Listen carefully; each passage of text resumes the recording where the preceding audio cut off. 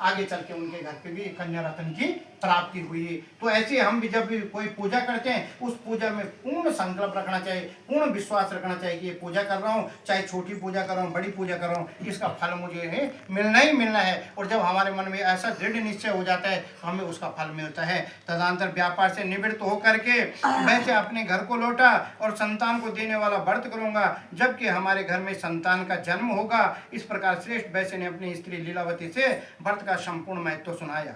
एक दिन उसकी पतिव्रता स्त्री लीलावती पति संयोग भगवान के भजन में आनंदित होकर के सांसारिक धर्म से तत्पर हुई और वो सत्यनारायण के अनुकंपा से गर्भवती हुई। पश्चात 10वें महीने में उसे एक कन्या रत्न की प्राप्ति हुई। वह कन्या इस प्रकार वृद्धि को प्राप्त होने लगी जैसे क्या है शुक्ल पक्ष में द्वितीय पूर्णिमा परम चंद्रमा वृद्धि को प्राप्त होती है। अतः शीघ्र चंद्रमा के कला के समान बढ़ने का कारण साधु ने उसका नाम क्या रखा, कलावती रखा। बाद में लीलावती अपने स्वामी से मधुर स्वर से कहने लगी, हे स्वामी, पहले जिस व्रत करने का आपने संकल्प किया था उसे क्यों नहीं करते हैं। हम जो पूजन करते हैं, अर्चन करते हैं, कहीं हर जगह में हम कहीं पर क्या कहते हैं, ये हमारी घरवाली है, ये हमारी क्या कहते हैं उसने वाइफ प्रखो, चाहे जो भी तरह। लेकिन जब हम पूजा में अभी आपने संकल्प किया, हमने क्या कहा, धर्म पत्नी, अपने पूरे परिवार को धर्म की ओर जो आकर्षित करती है वही धर्म पत्नी मानी जाती है, वही धर्म पत्नी होती है। वही कह रही है कि आज तक आपने कहा था कि हम ये व्रत करेंगे, आज तो हमारा नामकरण भी करा दिया हमने अपनी कन्या का, अब तो करो इस व्रत को। तो फिर सेठ जी क्या कह रहे हैं, वैसे कह रहे हैं, हे प्रिया, इस व्रत को कन्या के विवाह में करेंगे।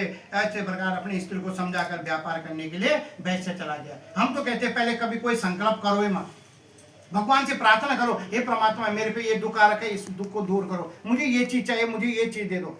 लेकिन हम लोग क्या है, हमारे पे कोई भी दुख आता है, कोई भी परेशानी आती है, हम वो 36 संकल्प रख लेते हैं। बहुत सारे लोग तो इतना तक है, हम न जाने नाना प्रकार के, हम गढ़वाली माँ तो ज्यादा होंगे, वो 36 सिरपल रख देना, ये भगवानों के, ये भगवान। अच्छा, वो बाद में जब सुख आता है तो ये पता नहीं लगता ये सिरपल किस देवता के नाम, कोई पता ही नहीं चलता है कि कौन सा संकल्प कहाँ रखा हो। लेकिन संकल्प करना नहीं चाहिए, और जब संकल्प करते हैं तो जैसे हमें सुख मिलता है वैसे उसको पूर्ण करना चाहिए।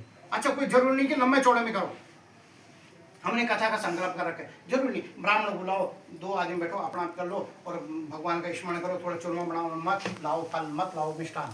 ऐसे करके हम अगर सपोज ये कर देते हैं, जब जिस दिन भगवान फिर हमको उतने लायक बनाएंगे उस दिन हम पूरी कॉलोनी वालों को खिला देंगे। लेकिन पहले वो संकल्प को पूर्ण करो। लेकिन उन्होंने वैसे नहीं किया। आज वो 21 दिन की है, जब वो 21 साल की होगी तब हम इस पूजा करेंगे। और हकीकत है, अभी वर्तमान समय में ऐसा होता है।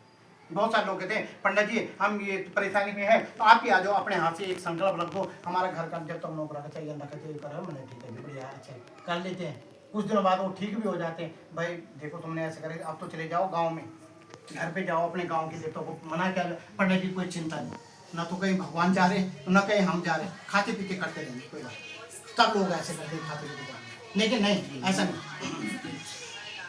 तो जब ये हम करें तो बोला कोशिश ऐसा करना चाहिए कि उसे तुरंत कर लेना चाहिए। इस प्रकार अपने स्त्री को समझाकर नगर में व्यापार करने के लिए वैसे चला गया। पश्चात कलावती कन्या अपने पिता के घर में बढ़ने लगी। तदनंतर धर्मात्मा वैसे ने नगर के मध्य में अपनी कन्या को शक्तियों के साथ विचरते देख करके विवाह के योग्य जानकर विवाह कर देने के लिए विचार किया। तदनंतर स्त्री से विचार करके तुरंत दूत को भेजा कि कन्या के लिए श्रेष्ठ वर देखो। साधु की आज्ञा पाकर कंचनपुर मैंने कलकत्ता नामक नगर में पहुंचा। वहां से एक उत्तम बनिया के पुत्र को ले आए। बनिया के पुत्र को सुंदर और गुणवान दे करके बंधु बांधव के सहित कलावती के पिता ने संतुष्ट होकर विधि विधान से कन्यादान किया। परंतु भाग्यवश उस दिन व्रत को भूल गए। कलावती के विवाह के समय में व्रत न करने से सत्यनारायण भगवान प्रसन्न हो गया। पश्चात कुछ दिनों के बाद स्व कार्य से निपुण होकर अपने जामाता के सहित क्या है बड़े व्यापार करने लगे। अब हम जब उस समय हमने पूजा नहीं किया, अच्छा, और ये अटूट सत्य, हम कोई भी संकल्प करते हैं उसी समय हम अगर कर दिया तो ठीक है, नहीं किया तो फिर भूलते जाते, साल भर बाद और भूल जाते, 2 साल बाद और भूल जाते, और 4-5 साल बाद तो याद ही नहीं रहते कि हमने किस भगवान की पूजा के लिए करा। तो वो भूल के शादी के टाइम में वो तो खैर व्रत तो भूलना तो बहुत दूर की बात है। अभी बल एक शादी हुई थी ना, गाँव से आ रखे, जैसे आप लोग आए थे, जैसे कोटद्वार से यहाँ आए थे, ऐसे कोई आए होंगे ऐसे क्या, तो भाई दिल्ली में आ रखे शादी हुई, लड़की की शादी हुई और सब कुछ हुआ। अब वो बेचारी पहले आए होगी लड़की को लेके दिल्ली अपने, अब वो नहीं वही शादी शुदी हुई, निपटाया पढ़ाया, वो किया, बारात आई, बारात के स्वागत हुआ, ये चीज़ हुआ। अब सुबह विदाई की बात आती। अब विदाई हमारे घर पर क्या उनकी डोली पर थोड़ी देर नहीं जाना, अगवड़े तक बहुत दूर तक जाते हैं, उसको छोड़ने जाते हैं। सभी लोग अगल बगल के भी रोते हैं, थोड़ा से रो रो के उसको विदा करते हैं। मैंने थोड़े से करुणादायक आ जाती है। सभी चल रहे थे, अब वो भी गए। अब वो शायद विदा कर रहे थे, उतने में किसी ने कोई जा रहा हो गया, मैं भी जा रहा हूँ यहीं से, रुक रुक रुक एक सेकंड। वो भीतर गई, मिठाई का डब्बा थे, वो मिठाई इतने में देखा, बोलो दुल्हन का है, बोलो वो तो अपने घर पहुँचने वाले होगी। बोलो कैसे? बोलो वो गाड़ी में बैठे होते, वो आगे तक नहीं गए छोड़ने। बोला ना ना यहाँ नहीं जाते ऐसे, यहाँ तो गेट पे जाएंगे, गेट पे बैठाएंगे, वहाँ चलिए। वो अपनी जेठानी के हाथ पकड़ लिए, बोला क्या दीदी मैं एक चीज़ भूल गई। क्या चीज़ भूली? बोलो क्या भूली? तो बोलो मैं तो रोना ही भूल गया। मैं तो रो ही भी गया। मैं तो कह रहा था बाद में रोऊंगा, बाद में रोऊंगा, और मेरा रोना आया नहीं, मैं तो रोना भूल गई। वो तो चले गया, अब मैं कैसे रोऊंगा? बोलो कोई बात नहीं। तो लोग तो शादी में रोना भी भूल रहे हैं यहाँ पर दिल्ली में, है ना। उसके तो बात अलग बात है। तो अब वो तो व्रत भूल गए, तो वो तो अलग बात है। तो ऐसे उन्होंने भी क्या है, शादी के समय में वो व्रत भूल गए, लेकिन व्रत न करने से क्या है, अपने जामाता के सहित क्या वाणिज्य व्यापार करने के लिए गया, और समुद्र के तट में बम्बई में जा करके श्रीमद जामाता के सहित वाणिज्य व्यापार करने लगा। उस बाद में चंद्रकेतु राजे के रमणीय नगर में गए। तब सत्यनारायण भगवान ने उसी समय उनकी प्रतिज्ञा झूठ देकर साथ दिया कि महादुख एवं महाकठिन कष्ट तुम्हें प्राप्त होगा। एक दिन राजा के धन को लेकर चोर वहां आकर प्राप्त हुए, जहां वह दोनों वैश्य ठहरे हुए थे। पश्चात चोर पीछे से रोज राजे के दूत को आते हुए देख करके चित्त में भयभीत होकर के धन को उसी स्थान में छोड़ करके अपना आप छिप गए। तब बाद में दूत वहां पर उन सज्जन वैश्यों के निकट आए, वहां पर राजे के धन को रखा हुआ देख करके बनिए के पुत्र को बांध करके राजे के पास ले गए, और प्रसन्नता से दौड़ते हुए राजे के निकट जाकर कहने लगे, हे प्रभु, इन दोनों चोरों को पकड़ कर ले आए हैं, इन्हें देखकर आज्ञा दीजिए। राजा की आज्ञा पाकर उन दूतों ने तुरंत उन्हीं दोनों को भली भांति विधि बांध करके क्या है, उनके बांध करके बिना विचार किए कारागार माने जेल खाने में डाल दिया। भगवान सत्यनारायण के माया से किसी ने उनका कहना नहीं सुना। राजा चंद्रकेतु ने उनका समस्त धन ले लिया, और भगवान के शाप से वैश्य के घर में भी उसकी स्त्री क्या है, अति दुखित हुई। जो कुछ घर में था उसे चोरों ने चुरा लिया। वहाँ मानसिकता शारीरिक व्याधि से भूख प्यास से अति दुखित होकर के अन्न की चिंता में घर घर फिरने लगे। बाद में कलावती कन्या भी नित्य ही घर घर भिक्षा मांगने लगे। हम किसी को मारते हैं, किसी को डांटते हैं, उसमें आवाज आती है, लेकिन परमात्मा की लाठी में कभी आवाज नहीं होती है।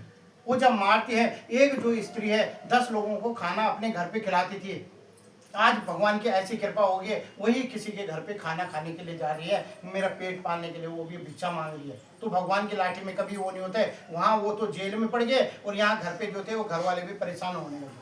तो जब भगवान कभी परेशानी देता है, वो चारों तरफ से देता है परेशानी। और जब परेशानी हम कहते नहीं परमात्मा तो कुछ नहीं है, हम है जो कुछ है, हमारे पास तो इतना धन है, इतना है, लेकिन वो धन कब चले जाए उसका कोई भरोसा नहीं, कब कहाँ पर से क्या हो जाता है। वो भी तो ऐसी थी जो 10 आदमी को खाना खिला रही थी। तो चलो मैं खाना नहीं खिला सकता हूँ, अपना आप तो खा सकते थे, लेकिन उसके ऐसी स्थिति आगे वो लड़की भी और अपना आप भी घर घर में जब लोगों घर पे जाने लगे और भिक्षा मांगने लगे। एक आदमी था ना, वो मछली पालता था, ये सत्य घटना है। तो उसने मछली मार के उसको बेच के अपना वो कर लेता था, अपना पेट पालता था, अपने बच्चों के लिए दूध करता था। बोला ठीक है, ठीक हो गई। तो वो चल रहा था, कर रहा था। एक दिन उसके पास एक ही मछली आई, वो थोड़ा बड़ी आई। वो कह रहा मछली ले लो, मछली ले लो, मछली। अच्छा, एक गाड़ी वाला चल रहा था, पैसे वाला था, धन वाला था, बढ़िया। ओए इधर आ। बोले हाँ जी बाबू जी, क्या है? बोले ये मैं मछली कहाँ से लाया था? ये लाया, इधर बताओ।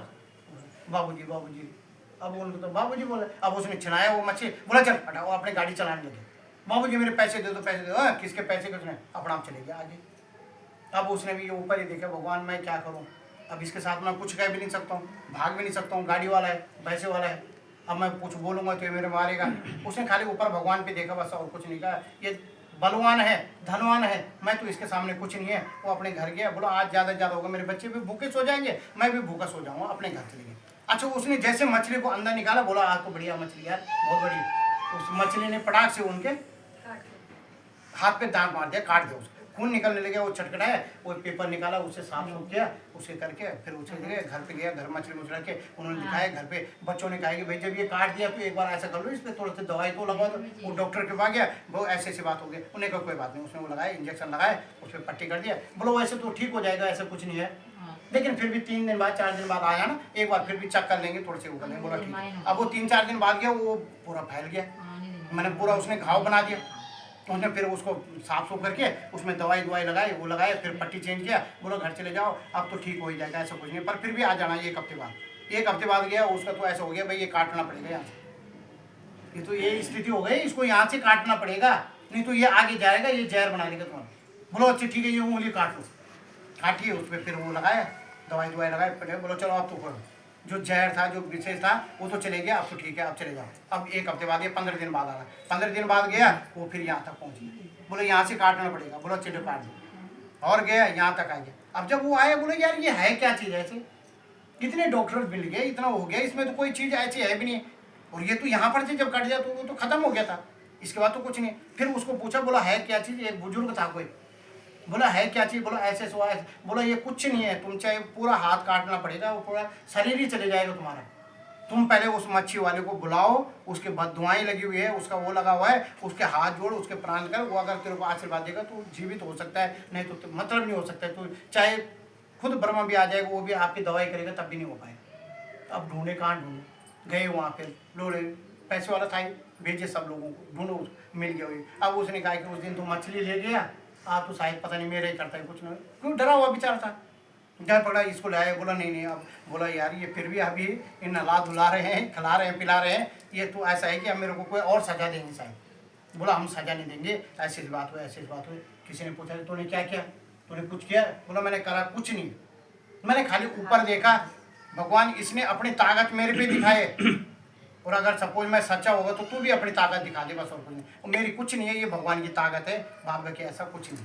बोला तेरे तरफ से कुछ नहीं, बोला नहीं। फिर भगवान को मनाया, पूजा है, उठाया, उसका खाना पीना दिया, उसको 1-2 महीने का 2 महीने का राशन दिया, वो भी प्रसन्न हो गया, बोला मेरी तरफ से कुछ नहीं है, भगवान कोई नहीं है, मैं तो कोई ऐसा नहीं करा। और जब ऐसा देखा तो थोड़ी देर बाद देखा, दूसरी बार गया, वो हाथ से मैंने जो कट गया था वो तो कट ही गया था, लेकिन जहाँ पर था वहाँ तक। तो हम क्या है, हमारी ताकत उसके सामने कुछ भी नहीं है। हम आजकल ये सोच रहे हैं कि हम तो एक दूसरी दुनिया भी बचा सकते हैं, वो करें। एक कोरोना का एक छोटा सा कीटाणु आया था, उसने पूरे संसार को ऐसा रख दिया था कि एकदम घर बिठा दिया था सबको। तो जब परमात्मा की जो शक्ति चलती है, परमात्मा की जब लाठी चलती है, उसमें कभी आवाज़ नहीं होती है, वो जब कैच मारती है तो वही वो भी क्या है, उनकी लड़की घर घर भिक्षा मांगने लगी। ये पश्चात एक दिन कन्या कलावती क्षुधा से व्याकुल होकर एक ब्राह्मण के घर में गई। वहाँ जाकर उसने सत्यनारायण भगवान को व्रत को देखा है, वहाँ बैठ कर उसने कथा सुनी, वरदान मांगा तथा सत्यनारायण के प्रसाद को भक्षण कर रात्रि को आई। उसकी माता कलावती कन्या से प्रेम सहित पूछने लगी, हे पुत्री, इतने रात्रि तक तू कहाँ थी, तेरे मन में क्या है। यह सुनकर कलावती कन्या तुरंत माता से कहने लगी कि मैंने ब्राह्मण के घर में मनोरथ सिद्ध करने वाला एक व्रत देखा है। कन्या के ऐसे वचन को सुनकर वैसे की स्त्री प्रसन्न होकर के सत्यनारायण भगवान के लिए व्रत करने के लिए उद्यत हुआ। तदंतर पतिव्रता ने बंधु बांधव के सहित सत्यनारायण भगवान का व्रत किया और वरदान मांगा कि हे सत्यनारायण, मेरे पति और जामाता शीघ्र ही अपने घर चले आए, आप मेरे भ्राता और जामाता के अपराध को क्षमा करने के योग्य हैं। इस व्रत के करने से सत्यनारायण भगवान पुनः प्रसन्न हो गए और सत्यनारायण भगवान ने निरपच चंद्रकेतु राजा से स्वप्न में कहा कि राजन, बंदी गृह में बंद दोनों वैश्यों को प्रातः काल होते ही छोड़ दो। जो कुछ तुमने उनका धन लिया उसे भी तुरंत उन्हें दे दो, नहीं तो तुम्हारा राज्य और धन सहित क्या तुम्हारा पुत्र सहित नाश कर दूंगा। ऐसा कहकर भगवान अंतर्ध्यान हो गए। तदंतर प्रातः काल होते ही राजा ने स्वजनों के सहित सभा मध्य में बैठकर सभा सज्जनों से अपना स्वप्न को कहा और आज्ञा दी कि बंधन में पड़े उन महाजन वैश्यों को शीघ्र ही छोड़ दो। जो कुछ राजपुरुष नम्र होकर के महाजन